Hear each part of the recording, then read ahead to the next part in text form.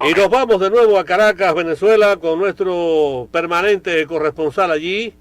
Además, chavista de pura cepa, revolucionario latinoamericano, gran amigo nuestro hace muchísimos años.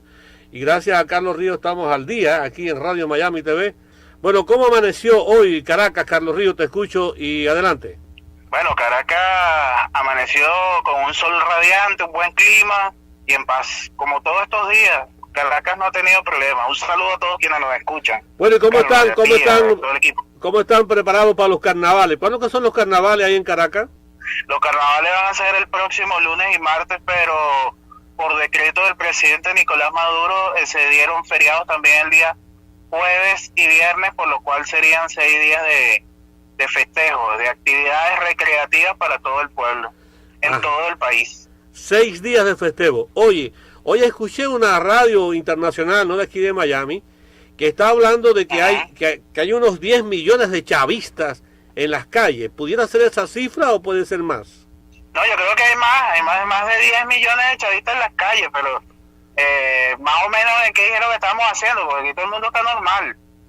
Sí. ¿Qué sabes de Jorge Ramos, que ha montado aquí una historia? ¿Qué tú opinas de Jorge Ramos y de lo que fue a hacer allá a Caracas, Venezuela? Jorge Ramos es un showman, es eso antes que periodista.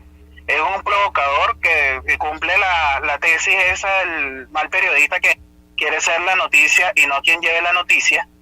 Y que debemos decirlo, debemos recordarlo.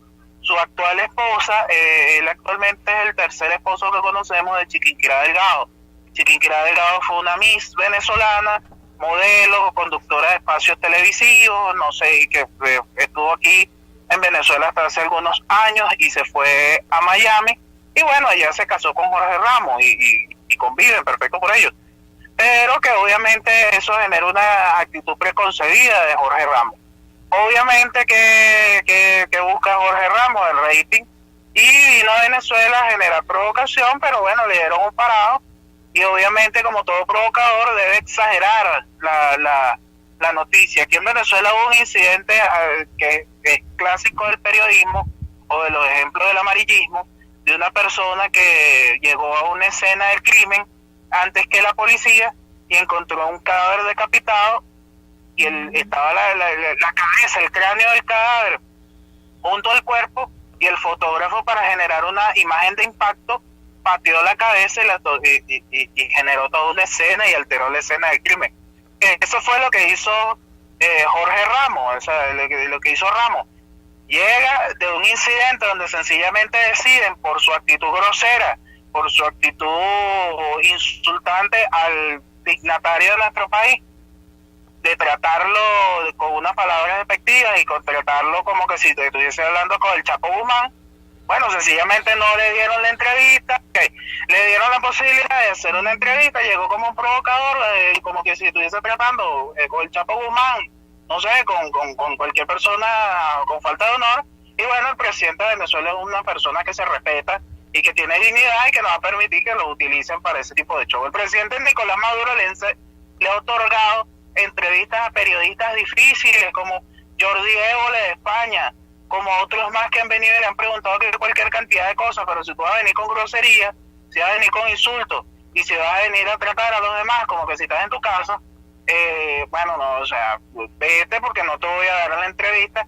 Y él obviamente de eso hizo un show sensacionalista, realmente deplorable y triste, que lo coloca pues como esos teleculebrones que pasa esos canales como Univisión y Telemundo, que puro drama, pues pura intriga, pero que sabemos cuál va a ser el resultado. Eso no trasciende de allí, eso no pasa más allá de ninguna parte.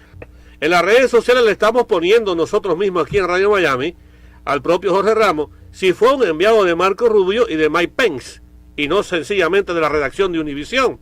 ¿Y a qué fue a hacer allí? A provocar lo que tú estás diciendo. Yo creo que vale la pena no hablar más de Jorge Ramos.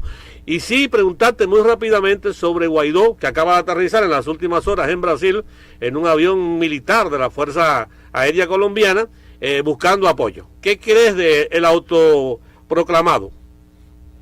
¿Qué cree él? Bueno, ¿qué podemos decir de un individuo que está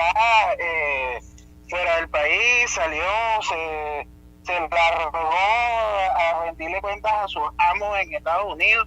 O sea, lo que estamos viendo con él es simplemente un turista político como los tantos que han existido aquí en Venezuela en los últimos 20 años, que se van a denunciar en el mundo, supuestas agresiones, la supuesta dictadura en Venezuela, pero que no llegan a nada y que terminan quemando.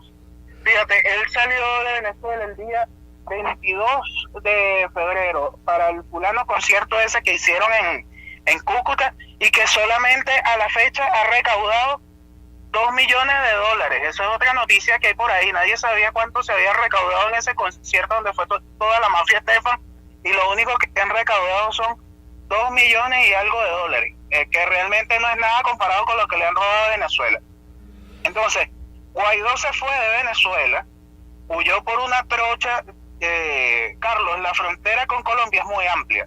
La frontera de Venezuela con Colombia es muy amplia. Y lamentablemente la amplitud de esa frontera permite que existan pasos irregulares por donde circula la droga, por donde circulan los irregulares y por donde hay lo que llamamos nosotros aquí en Venezuela los bachaqueros, que son los que extraen alimentos y recursos estratégicos desde Venezuela para venderlos en Colombia a precio especulativo. Bueno, Guaidó entró a Colombia, salió de Venezuela y entró a Colombia por una trocha que se reconoce o se sabe que es de un grupo paramilitar vinculado al narcotráfico. O sea, saca tú la cuenta de qué es lo que estamos viendo allí. Y se fue a Colombia a tratar de dirigir una supuesta invasión de ayuda humanitaria que no funcionó, que no llegó a ninguna parte y que se quedó así, y que ahora Colombia tiene un problema porque pasaron un montón de sujetos violentos, una manada de mercenarios, que nosotros le llamamos guarimberos, y se quedaron en el lado colombiano y los dejaron solos, Carlos, los dejaron solos. Los tipos están allá en la frontera entre Venezuela y Colombia, del lado colombiano, exigiendo que alguien los atienda porque no saben qué hacer ahora, que se fueron para allá y que nadie los atiende, nadie les da un bocado de comida, nadie les da alojamiento y nadie les dice qué van a hacer ahora y cómo van a volver a entrar a Venezuela. Porque obviamente las medidas de seguridad en la frontera fueron reforzadas. Entonces, yo me imagino que ustedes han visto todas las imágenes de toda la violencia que ellos desataron, pero también hay unas imágenes donde ellos les suplican a los guardias nacionales que los dejen pasar nuevamente a Venezuela, porque ellos pensaban que iban a irse el día 23 y volver ese mismo día con la supuesta ayuda humanitaria, que quedó demostrado que no eran ninguna supuesta ayuda humanitaria, sino que eran armamentos, que eran implementos para desatar o continuar con la violencia en las calles de Venezuela. O sea, no para continuarla.